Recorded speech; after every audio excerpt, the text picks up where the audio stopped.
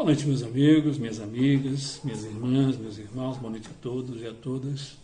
Sejamos todos nós bem-vindos, né? Nós aqui encarnados, tanto eu quanto o Fernando, que estamos aqui hoje, nestes dias de quarta-feira, né? Dia 12 ou 13? Dia 13, dia Nossa Senhora. Isto, dia 13, dia de? Nossa Senhora de Fátima. Dia de Nossa Senhora de Fátima. Onde carinhosamente se comemora o dia da abolição da escravatura. Uhum. Então veja só, meus amigos, e também, né, os nossos amigos desencarnados. Né? Hoje é um dia especial, importante, porque é o primeiro de uma série, né, que espero seja dado continuidade para muito tempo. Né? Então, os amigos espirituais me pediram para que eu desenvolvesse um trabalho onde há muito tempo eu tenho sido, digamos, feito como um ensaio, né? Normalmente em reuniões mediúnicas, reuniões de palestras, normalmente a gente lê pedaços e partes do Livro dos Espíritos, e já há alguns anos, há mais de 5, 6 anos, que os amigos espirituais têm me feito ao contrário, faz com que eu abra uma parte do Evangelho, e, ao mesmo tempo, me é mostrado uma visão um pouco mais, digamos assim, ou mais não, seria menos presa às questões dos conceitos religiosos e conceitos institucionais. Deixando a minha mente livre, como eu gosto de fazer, para poder entender melhor tudo. Sem trazer comigo aquele ranço, aquelas ideias formadas que já vem de centenas, milhares de anos, vem se sedimentando em nosso ser. E nós não podemos simplesmente aprender se nós estivermos com o copo cheio. Né? Se colocarmos mais alguma coisa, não vai caber. Então nós precisamos, às vezes, esvaziar esse copo. Quando nós vamos para um aprendizado, também vamos esvaziar essas ideias que trazemos, para que a gente possa raciocinar, para que a gente possa buscar a compreensão dentro da nossa capacidade momentânea de compreender. Eu não sei exatamente qual a parte que vai ser aberta. Como eu disse, eu me deixo totalmente livre, né, sem ideias pré-concebidas, sem conceitos estabelecidos, para que eu possa me doar de uma forma mais tranquila ao exercício desse trabalho mediúnico. Né? Então, eu gostaria de pedir agora para o nosso querido irmão Fernando. Ele vai ler uma passagem da Bíblia, né? Do Novo Testamento. Tá? E a partir desta passagem, eu vou buscar trazer, né, certo, o que os nossos amigos e também o que a própria experiência tem trazido e me feito compreender. Né? Então vamos lá, meu querido. Graças a Deus, meu irmão. Do Evangelho do Cristo de Deus, segundo Lucas 11:40, versículo 12. O fermento dos fariseus. Ajuntando-se entre tantos muitos milhares de pessoas de sorte, que se atropelavam uns aos outros, começou a dizer a seus discípulos: acautelai-vos primeiramente do fermento dos fariseus, que é a pura hipocrisia. Mas nada há encoberto que não haja de ser descoberto, nem oculto que haja de ser sabido. Porquanto tudo o que em trevas dissestes, à luz será ouvido, e o que falaste ao ouvido, no gabinete, sob os telhados, será apregoado. E digo-vos, amigos meus, não temais os que matam o corpo, e depois não têm mais o que fazer.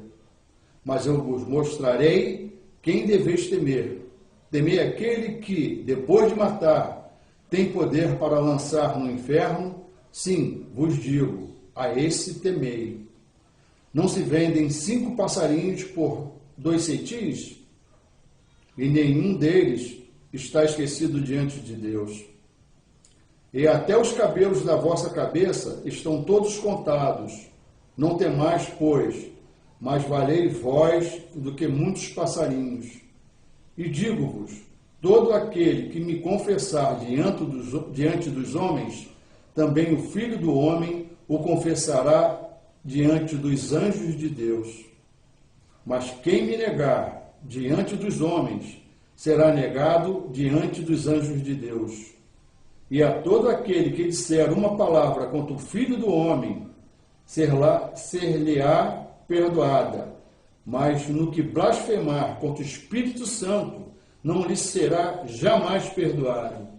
E quando vos conduzirem às sinagogas, aos magistrados e potestades, não estejais solícitos de como haver de responder, nem do que haver de dizer, porque na mesma hora ensinará o Espírito Santo o que vos venha falar. Que assim seja, graças a Deus, graças a Jesus. Graças a Deus. Tem uma passagem no livro dos Espíritos que eu gosto muito, e o que é interessante é que mesmo dentro da própria doutrina, né, falando em doutrina, meus amigos, eu não tenho exatamente uma religião ou uma doutrina. Né? Muitos me perguntam se eu sou espírita, então eu gosto de responder que eu sou um espírito. Que nesta fase de evolução tenho a doutrina espírita como base de conhecimento, porque nós somos espíritos.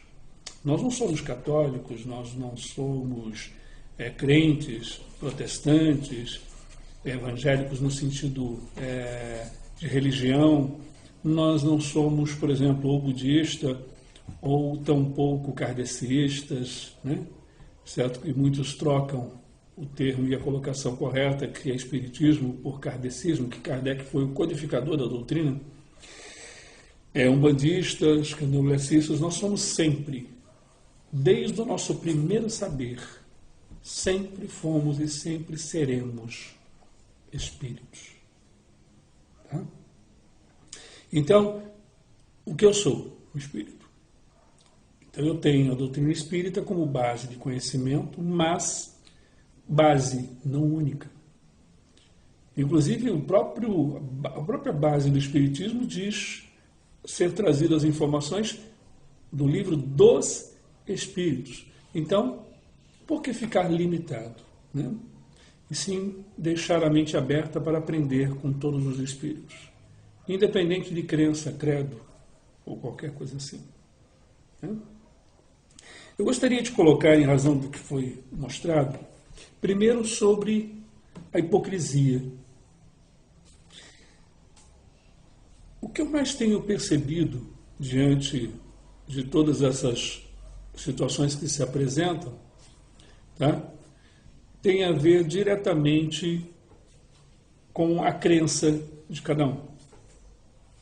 E o que eu tenho observado em tudo isto é que as pessoas não buscam na crença, as pessoas não buscam na religião a religião. As pessoas procuram apoio. Elas procuram, dentro da religião, ou da doutrina, ou da seita, ou dos grupos que se formam nesse sentido. Mesmo quando não se tem uma crença religiosa, forma-se então grupos. Isso tudo é formado por uma razão muito simples: proteção. Isso é uma questão normal, inclusive entre os animais, né, que se agrupam para se proteger e para ficarem mais fortalecidos. E aí, então, quando você se sente protegido, você passa a defender aquela religião, aquela doutrina, aquela seita ou aquele grupo como sendo a grande maravilha do mundo. Não que não seja, mas para você e para aqueles naquele momento. O objetivo maior do nosso trabalho, da nossa casa, que tem como bandeira a liberdade de consciência, exatamente é despertar em cada um o desejo de aprender e entender melhor e se tornar responsável por aquilo que pensa e faz. Então, quando você fica preso a uma crença e a uma religião, você começa a defendê-la de tal forma que acaba, sem perceber, agindo com muita hipocrisia.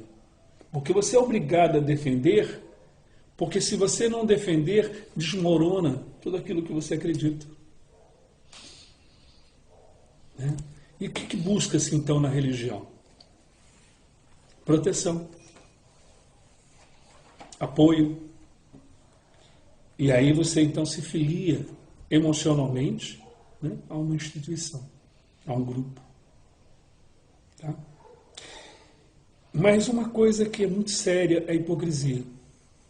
Tem uma passagem no Livro dos Espíritos que Kardec faz uma pergunta ao plano espiritual, da seguinte maneira, eu não lembro textualmente, mas para não precisar ler agora, ele pergunta que muitas religiões querem trazer para si, né, a questão de ter a verdade, né, de serem realmente detentoras da verdade, com relação a Deus, com relação a Jesus, com relação a quem quer que seja.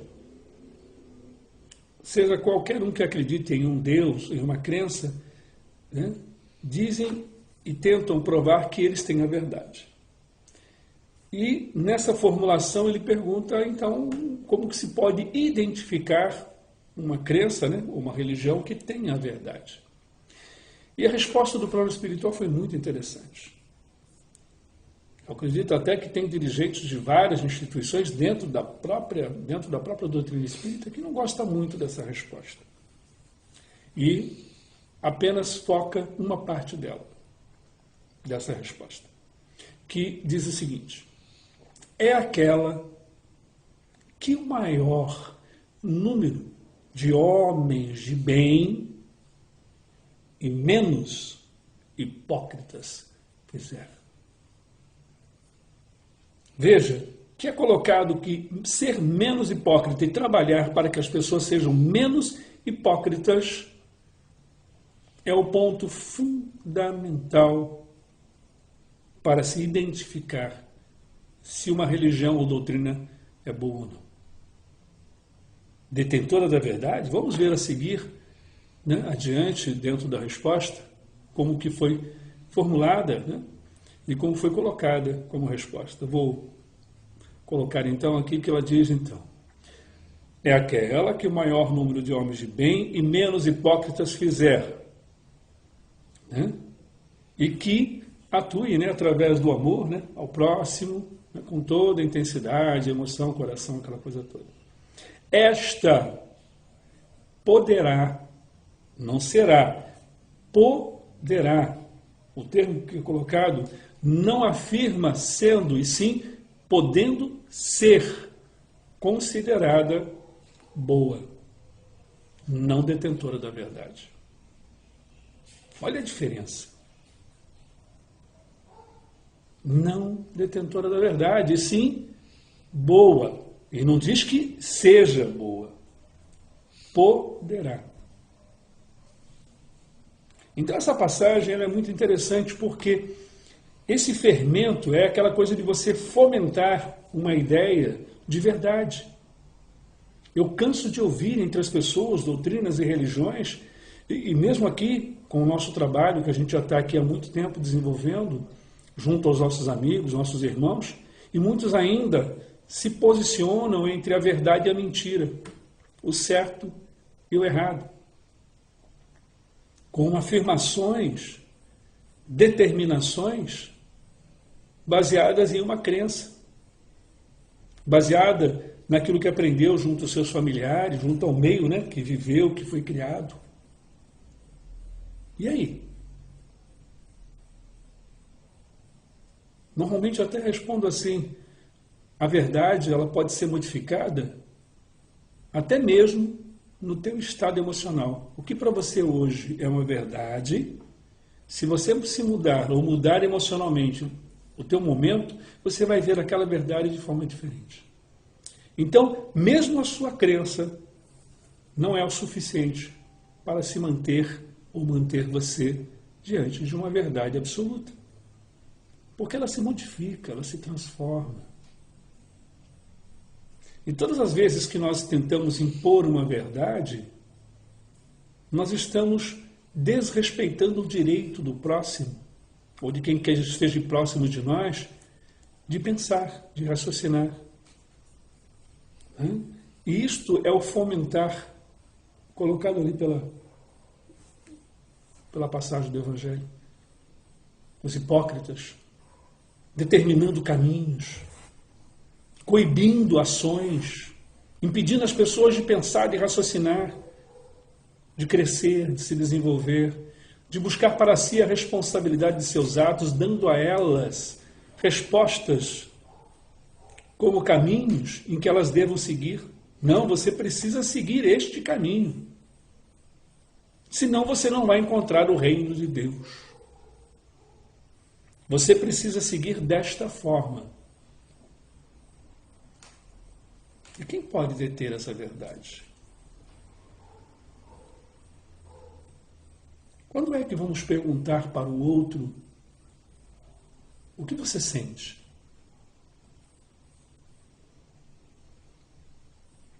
Em que eu posso te ajudar sem interferir no teu desejo de pensar? A melhor forma, dentro de qualquer religião, dentro de qualquer doutrina, de você conseguir amparar e ajudar alguém, é dar o apoio. Diga, estou aqui. Independente daquilo que você pense ou acredite, continuo querendo o teu bem. Posso até não caminhar com você, mas vou lutar pelo seu direito de acreditar naquilo que você quer acreditar. Porque se não for assim, estamos sendo hipócritas. Porque estamos prometendo coisas que nós mesmos não fazemos. Estamos disseminando questões e formas de ação que nós mesmos não agimos. Falamos tanto de perdão. Não, temos que perdoar. Tem. Olha a palavra tem. Tem que perdoar. Por que tem? Quem somos nós para afirmar que essa pessoa tenha que fazer isto ou aquilo? Por que você tem que perdoar? E o que é o perdão? De fato. O que de fato é o perdão? Jesus coloca de uma forma muito fantástica, em síntese de todas essas questões, quando ele diz, venha a mim todos vós que estáis sofrendo, que serão consolados, porque meu jugo é leve e meu fardo suave. Por quê? Às vezes eu troco um pouquinho isso, né? Às vezes eu faço uma misturazinha, mas é a mesma coisa, né? Leve ou suave. Sim. Mas aí o que se coloca nesse ponto? Coloca-se exatamente a questão de não julgar. Não determinar ao outro a questão do certo e do errado. Então, quando você faz um julgamento, você está ferindo, né, e desrespeitando a si mesmo. Está sendo hipócrita. Porque você está usando questões que você não aplica nem a você mesmo. E quando aplica a você próprio, você está se autopunindo, se autodestruindo. E muitas vezes dizendo, eu sou pecador. E o que é o pecado? Senão o resultado de um julgamento que você coloca, que você se impõe, ou impõe alguém, e aí então você tem um pecado e tem que pagar por este pecado. Esse é o ponto importante. Algum quer falar alguma coisa? Perguntar alguma coisa referente a isso? Não, acho que a tua exposição, meu irmão, está bem dentro daquilo que foi aberto no Novo Testamento, com Lucas 12, né? O mais interessante é que a abertura dos trabalhos foi bem propícia para o momento do caos que está se vivendo, né, no mundo atualmente. Como diz aqui Lucas, no 12, ajuntando-se, do versículo 11, 40, ele diz que, e digo-vos que será apregoado, e não temais os que matam o corpo, temais aquele que tem condições de te lançar no inferno. Quer dizer, você vê, não é um tom de ameaça, mas é uma palavra rígida, demonstrando o poder da influência de Deus, né, e do mau uso do nosso livre-arbítrio. Na verdade, quem se lança no inferno somos nós. O Deus justo, né, através da sua bondade e perfeição, jamais faria, como o irmão disse, esse pré-julgamento. Né? Bom, voltando a toda essa questão, inclusive, da pandemia, né? Eu até, uma outra gravação, eu falei sobre isso, que são as expiações coletivas, e até me foi pedido para gravar e explicar melhor o que significa essa questão toda, né, das expiações e como funciona. Então, depois eu vou fazer um vídeo exatamente sobre essa questão da expiação e das 3 etapas e os ciclos mais determinantes, né, que nós vivemos, que foi a lei de Talião, né, de olho por olho, dente por dente, depois a passagem de Jesus, iniciando o novo ciclo, que seria essa parte de provas e expiações, que até hoje as pessoas não entenderam, e depois o que nós estamos entrando agora, já há pouco tempo, na regeneração. Mas, voltando a esta passagem,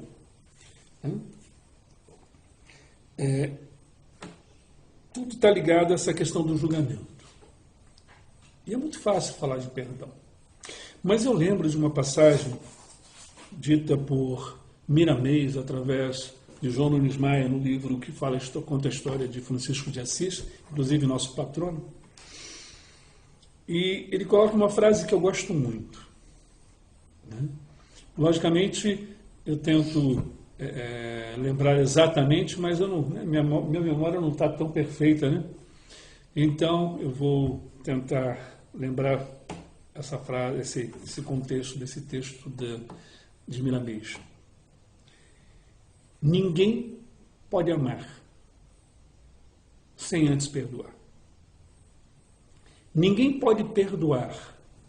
Ninguém pode entender sem antes respeitar. E não se chega ao respeito se nós não formos primeiro fraternos. Nós falamos tanto de perdão, mas ainda não conseguimos nem respeitar a nós mesmos, nos culpando, nos maltratando, né? Nos condenando e condenando ao próximo. Como é que a gente vai falar sobre perdão, sobre amor? Eu acho que a primeira parte que nós precisamos iniciar em nossa atividade de vida, mesmo dentro da religiosidade ou não, ou mesmo aqueles que não têm religião nenhuma, não importa. O primeiro passo é a gente conseguir pelo menos ser fraternos. Tá? A fraternidade, ela é fundamental. Então, se nós não começarmos a trabalhar as questões de forma fraterna, nós não vamos no passo seguinte. Então não adianta nada falar de perdão. Isso é bobagem, isso é hipocrisia. Isso é conversa fiada. Isso aí são linguagens que nós usamos, como diz um amigo meu, sofismas, né? São apenas colocações que fazemos para nos desculpar de nós mesmos. Ah, não precisa perdoar. Que bonito, né? É muito bonito falar sobre perdão, mas o que é o perdão? Então, ninguém pode amar sem antes perdoar. Quer dizer, se a gente não entende nem o que seja perdão, como é que a gente vai amar mesmo? né? Mas ninguém consegue perdoar se não entender. E a gente não entende se não respeitar. Já que está difícil respeitarmos uns aos outros e a nós mesmos, imaginou amarmos uns aos outros, né?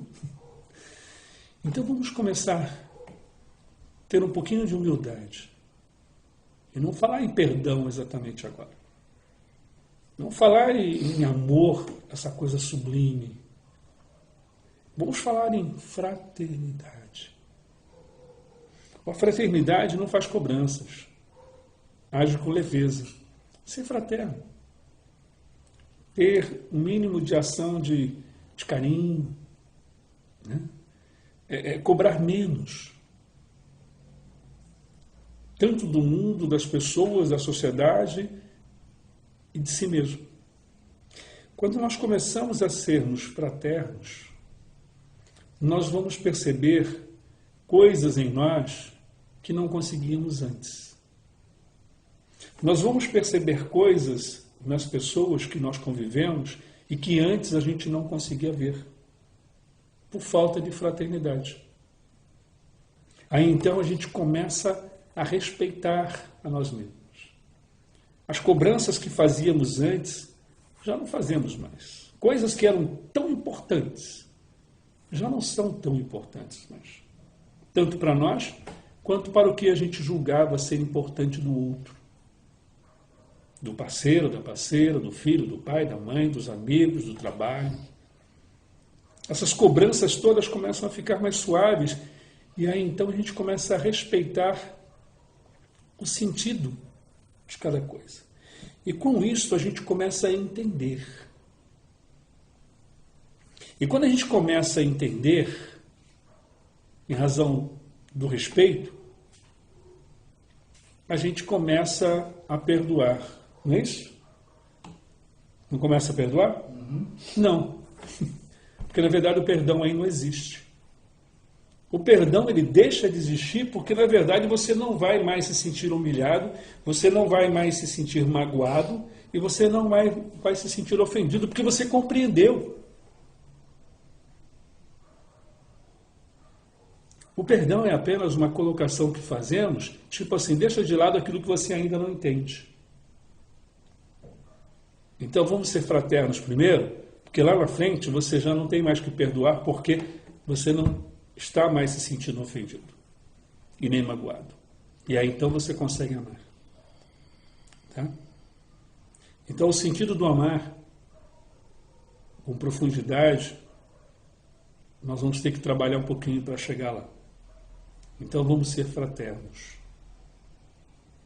Eu acho que para iniciar esse trabalho hoje, né, da questão do Evangelho, não adianta nada falar de Deus, não adianta nada falar de Jesus, não adianta nada falar de todas essas coisas se nós não formos fraternos. Então vamos iniciar desse primeiro trabalho, né, dessa primeira gravação de hoje, dessa palestra, exatamente sobre isto. Fraternidade. Tá? Da próxima vez, no próximo trabalho, na próxima quarta-feira, eu vou pedir à espiritualidade permissão para explicar o sentido do anjo da guarda, tão falado e colocado entre tantas religiões, mentor, e por que Jesus disse que ninguém chega ao Pai senão por Ele. Tá? Então, na próxima, nós vamos falar dentro do próprio Evangelho esse sentido. Tá bom? Boa noite a todos e muito obrigado pela atenção.